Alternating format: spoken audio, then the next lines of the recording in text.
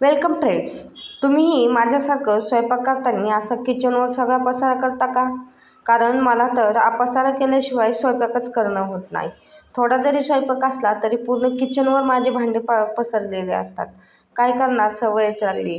तर सगळे कसे करतात, एक काम झालं की सगळं जिथल्या तिथं ठेवतात, पण माझ्याकडून तसं होतच नाही. कितीही आवरायचं म्हटलं तरी तो पूर्ण पसारा होतोच. पण जाऊ दे, असू दे, आता काय करणार, सवय लागली आहे. त्याच्यामुळे किती जरी पसारा झाला तरी होऊन देते आणि नंतर पूर्ण स्वयंपाक झालं की मग सगळा पसारा आवरून घेते. त्याच्यामुळे मला 10 ते 15 मिनटं किचनवरचं सगळं आवरायलाच जातात. आणि आज नेमकं मी वरण केलं होतं आणि ती डाळ शिजायला टाकलेली कुकरमध्ये सगळी किचनवर उडाली होती कुकरमधून. मग तेच मला पूर्ण साफ करायचं होतं. मग म्हटलं पटकन घासून घ्यावं आणि स्वयंपाकाची काही भांडी राहिली होती तर तेही घासायची होती. तेही घासून घेतली. पूर्ण किचन स्वच्छ केलं आणि किचन स्वच्छ केलं ना खूप भारी वाटतं.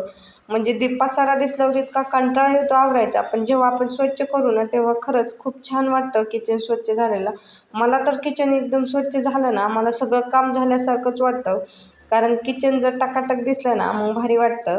आणि सगळं स्वयंपाक तर झाला, भांडे घासून झाले, किचन आवरून झालं. नंतर लक्षात आलं की अरे आपण तर भात लावायचाच विसरून गेलो.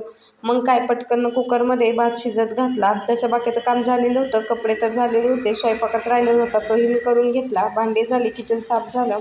आता काय जास्त काम नव्हतं आणि सकाळी लवकर कपडे धुतलेले होते, त्यामुळे पाठीमागून काय थोडे कपडे पडलेले होते तर ते कपडे म्हणलं पटकन धुवून घ्यावावेत. कारण दिव्या झोपली होती, त्याच्यामुळे पटकन तेवढीशीच राहिलेली कपडे धुवून घेतले. आणि त्यानंतर मॅडम आमच्या उठल्या. आंघोळ ती झाल्यानंतर मॅडमची अशी काही मस्ती चालली होती. आणि असा गेला आजचा दिवस. इथंच एंड करते. चला, बाय.